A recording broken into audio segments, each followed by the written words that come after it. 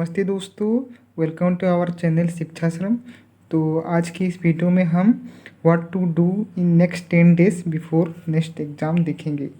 तो आपको भी पता होगा और मुझे भी पता है कि नेक्स्ट के लिए लगभग मोटा मोटी 10 दिन बाकी रह गए हैं। तो ये फाइनल का जो डे होता है बहुत ही इम्पोर्टेंट होता है। तो भले ही आपने अगर कितना भी मेहनत किया हो पूरे साल, अगर ये आप आखिरी के कुछ दिन को अच्छे से यूटिलाइज नहीं करेंगे तो जो है एग्ज़ाम में उसका बहुत मतलब हाँ बहुत इफेक्ट पड़ता है। मतलब इतना इफेक्ट तो नहीं पड़ता है, लेकिन मतलब जो है आपको मतलब ये लास्ट डे की प्रिपरेशन जो है वो आपका स्कोर को बूस्ट करता है और आपका कॉन्फिडेंस को भी जो है अलग ही लेवल पर ले जाता है, जिससे कि आप जो है एग्ज़ाम में अच्छे स्कोर कर पाते हैं और आप अपने मनपसंद कॉलेज में जा सकते हैं। So with 10 days until your upcoming exam, it's time to kick your preparation into high gear. So इसीलिए मैं आपको कुछ गाइड करने के लिए ये वीडियो आपके लिए लेकर आया हूँ। सॉरी लेट हो गया क्योंकि हम लोग का एग्ज़ाम चल रहा था तो मैं वीडियो नहीं कर पा रहा था, तो इसीलिए अभी लेकर आ रहा हूँ। तो चलिए इसी के साथ वीडियो को स्टार्ट करते हैं, ऐसे बने रहिएगा। सो recap and review more and more whatever you study because active recalling is important। तो आपने जितना भी अभी तक पढ़ा है, चाहे कम पढ़ा है, ज़्यादा पढ़ा है या जैसा भी पढ़ा है, जितना ही पढ़ा है, आपको अगर आप जो पढ़े हैं वो आपको आपका एग्ज़ाम में याद नहीं आ रहा हो तो आपका पढ़ने का कुछ लाभ नहीं है। तो इसीलिए रिवीजन इज़ वेरी इम्पोर्टेंट। और अगर आप जो भी पढ़े हैं, जो भी कॉन्सेप्ट पढ़े हैं, अगर आप वो सारे कॉन्सेप्ट को बिना देखे आप अगर एक पेपर में लिख नहीं पा रहे हैं तो इसका मतलब है कि आपको वो कॉन्सेप्ट पूरा पक्का नहीं है। और अगर आपको तभी भी वहाँ पे मतलब टाइम नहीं मिल रहा है कि आप वो एक पेज लें, पेन लें और उसको कॉपी में लिखें, तो उससे बेहतर ये भी हो सकता है कि आप वो कॉन्सेप्ट को ऐसे बोल बोल कर आप उसको समझें, ऐसे मतलब मन में भी बोल सकते हैं। और उसे बिना देखे आप जो है ये टेस्ट करें कि आपको वो कॉन्सेप्ट मतलब आपको पता है कि नहीं। और आपको कॉन्सेप्ट पता है कि नहीं वो आप चाहे तो क्वेश्चन करके भी प्रैक्टिस कर सकते हैं या फिर मैंने जो आपको तरीका पता है उससे भी आप कर सकते हैं। तो इससे आपका रिवीजन और रिकैप जो जितना भी आपने पढ़ा है वो आपका हो जाएगा। उसके बाद देखते हैं try to attempt PYQs as mock test 1 per day. तो इस टाइम पे जहाँ कि आपके पास सिर्फ मात्र 10-11 दिन बाकी है, तो उसमें आप क्या है कि जितना हो सके उतना PIQs अटेम्प्ट करने की कोशिश कीजिए। मैं तो कहता हूँ आप जो PIQ है वो आप एक टाइम स्लॉट निकालिए। मतलब आपको तो पता ही होगा कि नेक्स्ट एग्ज़ाम आपके कितने टाइम पे मतलब होते हैं। लगभग वो फर्स्ट शिफ्ट होता है 9 से 12 3 घंटा, और सेकंड शिफ्ट वही 1 या 12 या ऐसे कुछ मतलब 3 घंटे उसके आसपास ऐसे होते हैं। दो ऐसे कुछ सेकेंड शिफ्ट होता है। तो आप इसी स्लॉट में, आपको तो पता नहीं है कि आपका मतलब कौन सी शिफ्ट में होगा, फर्स्ट शिफ्ट या सेकेंड शिफ्ट, तो आप जो है इसी टाइम स्लॉट के अंदर दोपहर और सुबह आप एक एक मॉक टेस्ट दीजिए। PYQ को ही दे दीजिए। अगर आपको मतलब अभी मॉक टेस्ट अगर आप नहीं खरीदना चाहते हैं तो नहीं भी कर सकते हैं, आप PYQ को भी मॉक टेस्ट के तरह दे सकते हैं। सो और इसमें आप एक फ्लो में 3 घंटा बैठ के आप ये जो है मॉक टेस्ट मतलब दीजिए, जिससे कि आपका जो है बैठने का प्रैक्टिस भी हो। तो बहुत लोगों का तो होगा भी कि वो लोग JEE मेंस या फिर नीट वीट दिए होंगे, एडवांस दिए होंगे, तो उनको तो प्रैक्टिस होगा। लेकिन जिनको प्रैक्टिस नहीं है या फिर जिनको मतलब थोड़ा मतलब वो 3 घंटा बैठ नहीं पाते हैं, तो प्रैक्टिस करने के लिए आप अभी जितना भी समय बचा है पर डे एक PYQs तो आपको करना ही चाहिए, जिससे कि आपका जो है वो प्रैक्टिस भी बना रहेगा। आपका मॉक टेस्ट एनालिसिस मतलब मॉक टेस्ट अटेम्प्ट कर रहे होंगे, आपको जो है आपका रिवीजन भी साइड बाय साइड होता रहेगा और आपको एग्ज़ाम के समय में कंफर्टेबल फील होगा, क्योंकि उस समय आपको ऐसा नहीं लगेगा कि मैं कहाँ पे आ गया हूँ, कैसे कैसे टाइम ख़त्म हो। तो इसीलिए PYQs एज मॉक टेस्ट देना बहुत ही इम्पोर्टेंट है, बहुत। आगे देखते हैं note down important concepts and formulas and revise it daily. तो आपने मान लीजिए आज एक मॉक टेस्ट दिया PYQs को, या फिर आपने जो भी सीरीज वीडियो टेस्ट सीरीज जो भी लिया है उसमें से आपने मॉक टेस्ट लिया, तो मॉक टेस्ट देने के बाद आप जब उसका आंसर एनालिसिस करते हैं तब आपको जो सही है वो तो आपको मतलब आपका स्ट्रॉन्ग ही है, लेकिन आपका जो वीक है, आपने जो मतलब जो आप जिसका आपका गलती हो गया, या फिर ऐसे क्वेश्चन भी बहुत होते हैं जिसमें कि आपको कॉन्फिडेंस होता है कि ये तो कॉन्सेप्ट से अगर कुछ भी क्वेश्चन आया तो मैं उसको हल कर दूंगी, लेकिन जब एग्जाम में आता है तो थोड़ा सा सिली मिस्टेक के कारण पूरा आपके क्वेश्चन जो है आपका गलत हो जाता है। तो इसीलिए ऐसे केस में क्या है, जो आपने गलती किया उसको आप नोट डाउन करिए, और फाइनल डे में आपका 30 जून को आपका नेक्स्ट एग्ज़ाम है, 29 जून के रात को वो चीज़ पढ़िए। और अगर आप उसको वो पढ़ लेंगे तो आपका अगले दिन वो मिस्टेक होने के चांसेस बहुत ही कम हो जाते हैं। तो इसीलिए वो आप ज़रूर कीजिए, आपको बहुत हेल्प होगा। This helps you in the last time to gain more and more marks. और इम्पोर्टेंट फार्मूलाज भी आप जो है, जो भी फार्मूला आप देख रहे हैं, जो भी फार्मूला आपको IQs में यूज हो रहा है, वो आप एक नोट डाउन जरूर कीजिए, क्योंकि लिखने से भी आप लिख लिख के अगर प्रैक्टिस करेंगे तो आपका जो है मतलब ज़्यादा आपको याद रहता है, ऐसे साइंटिफिकली मतलब बताया गया है। तो इसीलिए आप ये फॉलो कर सकते हैं। और बाकी कुछ भी डाउट है तो आप हमें कमेंट बॉक्स में भी कह सकते हैं। यहाँ पे टेलीग्राम ग्रुप का लिंक भी मैंने नीचे दे दिया है। उसके बाद आप इंस्टाग्राम हैंडल में भी आप मुझे मैसेज कर सकते हैं, क्योंकि इस समय में आप जितना आप अपने आप को शार्प करेंगे ना, उतना ही जो है आप बहुत आगे शाइन करेंगे। तो ऐसे ही पढ़ाई करते रहिए। अब आगे देखते हैं। If your preparation was not so good, अगर आपको आपके प्रिपरेशन पे मतलब डाउट हो रही है, अगर आप डिमोटिवेट फील कर रहे हैं, अगर आपको लग रहा है कि मैंने प्रिपरेशन जितना भी किया है वो मुझे क्वालिफाई नहीं कराएगी, तो आप क्या कर सकते हैं कि try to learn all the concepts which are, या फिर ऐसा भी हो रहा होगा कि आपके द्वारा आपके जो है PYQ सॉल्व नहीं हो रहे होंगे। ऐसा भी होता है कि आप फर्स्ट क्वेश्चन से लास्ट क्वेश्चन तक गए, आपका एक भी सॉल्व नहीं हुआ, मतलब आप अप्रोच आप कर रहे हैं, लेकिन अप्रोच करते करते आप फाइनल आंसर पे पहुंच ही नहीं पा रहे हैं। मतलब जो है कि आपका जो आंसर आया वो किसी ऑप्शन में नहीं लिखा है। ऐसा भी बहुत बार होता है। तो इस केस में आप क्या कर सकते हैं, अभी हार मानने का बिल्कुल वक्त नहीं है। क्या आप फिर भी मेहनत करिए, जो IQs तो अटेंड करिए, उसका अगर नहीं हो रहा है तो उसका सॉल्यूशंस देखिए, लेकिन साइड बाय साइड आप जितने भी इम्पोर्टेंट कॉन्सेप्ट्स हैं जो कि नेक्स्ट एग्जाम में मतलब आप पूछे गए हैं, क्योंकि आपको क्वेश्चन से तो पता चल ही जाता है, आइडिया लग ही जाता है कि वो किस कॉन्सेप्ट से आया है। तो आप वो कॉन्सेप्ट्स को स्ट्रॉन्ग बनाइए। अभी वही समय है, जितना बड़े छोटे छोटे वीडियोस आपको यूट्यूब में मिल जाएंगे, या फिर आप कोई भी बुक्स प्रीफर करते हैं तो वहाँ से भी जो है आप वो कॉन्सेप्ट्स को स्ट्रॉन्ग कर सकते हैं।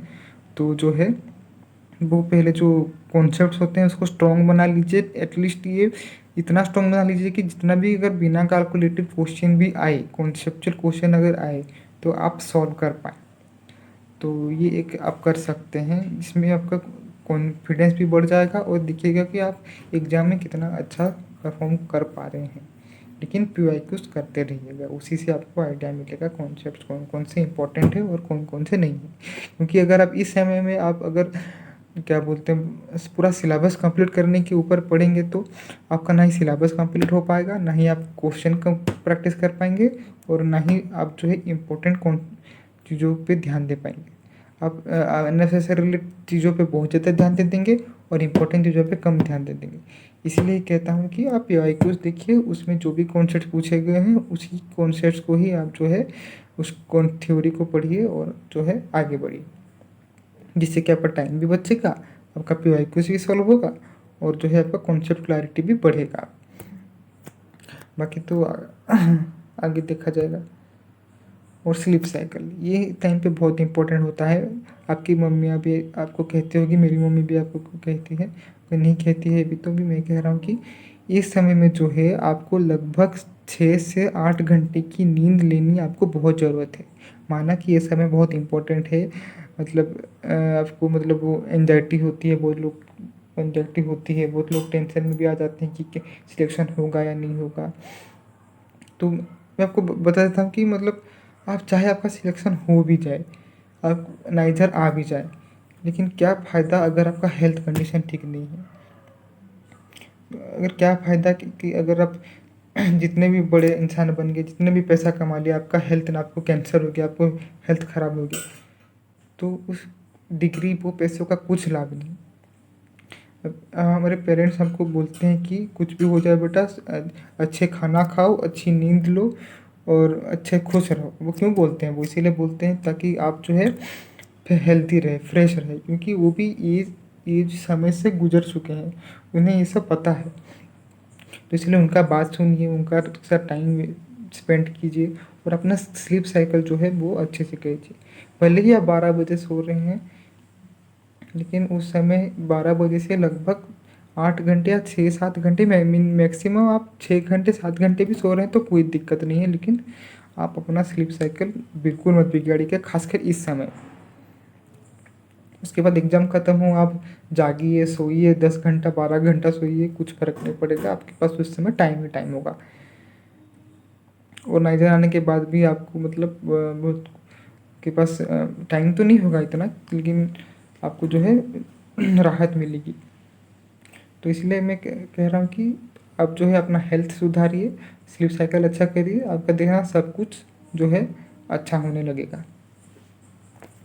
और ऐसा ऐसा भी बहुत बच्चे होते हैं, मेरे कोई बहुत से दोस्त से थे जो कि अपना स्लीप साइकिल बिगाड़ देते थे, मतलब रात रात भर जगते थे, फिर सुबह एग्जाम के समय उनको नींद आ जाता था, जिससे कि उनका क्वेश्चन सॉल्व करने में उनका जो है ध्यान नहीं रखता था, उनको नींद आती थी क्वेश्चन सॉल्व करते करते, तो जिससे कि उनका स्कोर बहुत ही ड्रास्टिकली डिक्रीज हो गया था और वो सिलेक्ट नहीं हो पाए।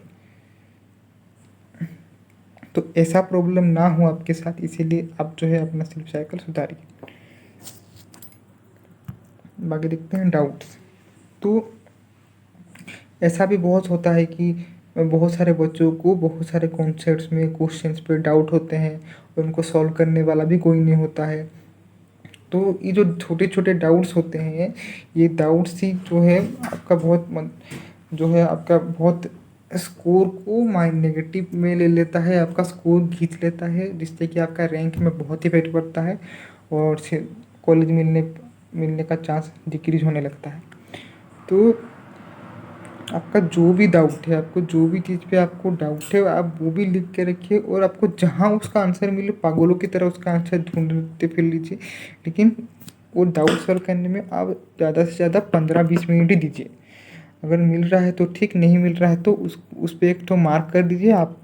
बाकी और कभी मतलब सोने से पहले और कभी आप उस डाउट को सॉल्व करिए, नहीं तो आप अगर उसी में टाइम वेस्ट कर दिए तो थोड़ा मुश्किल हो जाएगा। लेकिन वो डाउट का आंसर आप ढूंढिए ज़रूर।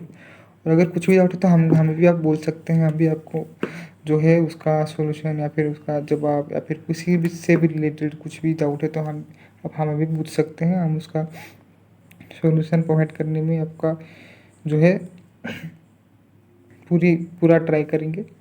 तो डाउट जो है, या तो आप अगर आपको कोई भी डाउट है तो उसको आप एक नोट डाउन करिए, उसको ढूंढिए, 15-20 मिनट ढूंढिए। अगर नहीं मिला, ज़्यादा से ज़्यादा 15-20 मिनट बोल रहा हूँ, और अगर तभी भी नहीं मिला तो उसको मार्क करके रखिए। और फ्यूचर में कभी मतलब फ्यूचर में, लेकिन जल्दी, और कभी कभी सोने से पहले या फिर सोने के उठने के बाद कभी आपको टाइम मिले तो आप वो डाउट्स का सॉल्यूशन फाइंड करिए। तो ये था डाउट्स। तो आगे बढ़ते हैं। Take regular break. सो अब जितने भी टाइम पढ़ रहे हैं, तो जितने भी घंटे पढ़ रहे हैं, आप रेगुलर ब्रेक भी लीजिए। जैसे कि आपने मान लीजिए 3 घंटे का आपने मॉक टेस्ट दिया, तो 3 घंटे का मॉक टेस्ट के बाद ऐसा नहीं कि तुरंत आपने जो है उसका एनालिसिस करना शुरू कर दिया, नहीं। जल्दबाजी, हाँ माना समय कम है, लेकिन जल्दबाजी बिल्कुल मत करिएगा इस समय पे। आप आराम से, मतलब इतना भी आराम से नहीं, आप मतलब जो आराम से धीरे धीरे जो है एनालिसिस करिएगा उसको, और उसके बाद जो है थोड़ा सा मतलब खाना पीना खा के फिर दूसरा मॉक टेस्ट या फिर आपको दूसरा कुछ कॉन्सेप्ट सीखना है तो आप वो कर सकते हैं। लेकिन रेगुलर 15-20 मिनट का ब्रेक ले सकते हैं। लेकिन ये ब्रेक में don't use mobile at that time. आप मोबाइल पे ऐसा नहीं कि आप वो ब्रेक पे अननेसेसरीली कुछ वीडियोस देख रहे हैं, फालतू की जो चीज़ें देख रहे हैं, गेम्स खेल रहे हैं, ऐसे कुछ नहीं, आप किसी सब अननेसेसरी बातें कर रहे हैं, ऐसा बिल्कुल भी नहीं होना चाहिए। टाइम वेस्ट बिल्कुल मत करेगा इस समय में। अपने टाइम को, ये देखिए 10 दिन ही तो है, आपको बस ये 10 दिन ही आपको जो है आपका टाइम जो है आपको अच्छे से यूटिलाइज करना है। So don't use mobile at the time, spend time with your parents, discuss with your parents.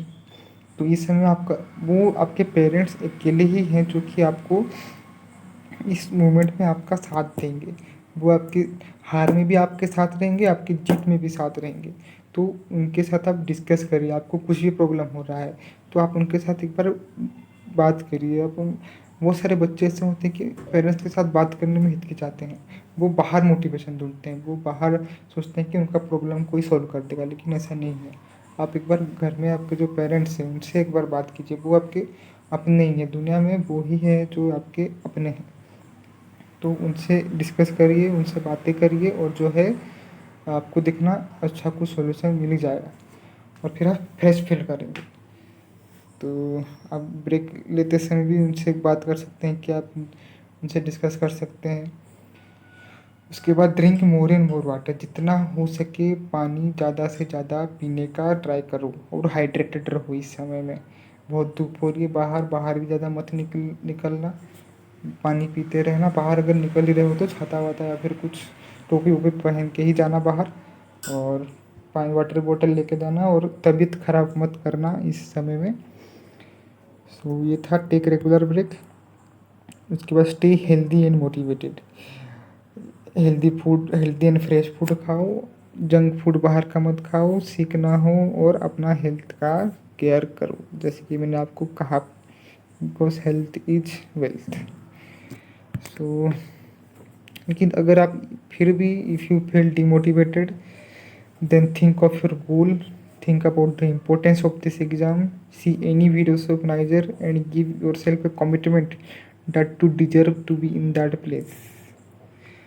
आप अगर डिमोटिवेटेड फील कर रहे हैं तो ये भी आप अपने पेरेंट्स, टीचर्स या फिर जिसको भी आप अपना मानते हैं उनसे आप ये डिस्कस कर सकते हैं, बातें कर सकते हैं। या फिर अगर आप हमको मानते हैं कि हम आपका कुछ मदद कर सके तो आप हमें भी टेलीग्राम, यूट्यूब या फिर इंस्टाग्राम की मदद से आप हमें भी, हम तक भी बात कर सकते हैं, हमें भी अपनी बातें शेयर कर सकते हैं। हम आपकी मदद करने का पूरी कोशिश करेंगे। लेकिन आप अपने पेरेंट्स से ज़रूर बात कीजिएगा, उनसे बहुत बातें शेयर कीजिए। वो आपके बहुत साथी, आपके एक साथी हैं, आपके करता धरता हैं, वो आपकी मदद ज़रूर करेंगे। तो ये था इफ़ यू फील डिमोटिवेटेड। और exam day finally, believe in your self, I know you can. देखिए एग्ज़ाम लगभग 3 घंटे का होगा। अब अपने जितना भी 1 साल, 2 साल, 1 महीने, 1 हफ्ते जितना भी पढ़ा है उसका एग्ज़ाम आपका बस 3 घंटों में होने वाला है। तो आप बिल्कुल मत घबराइए।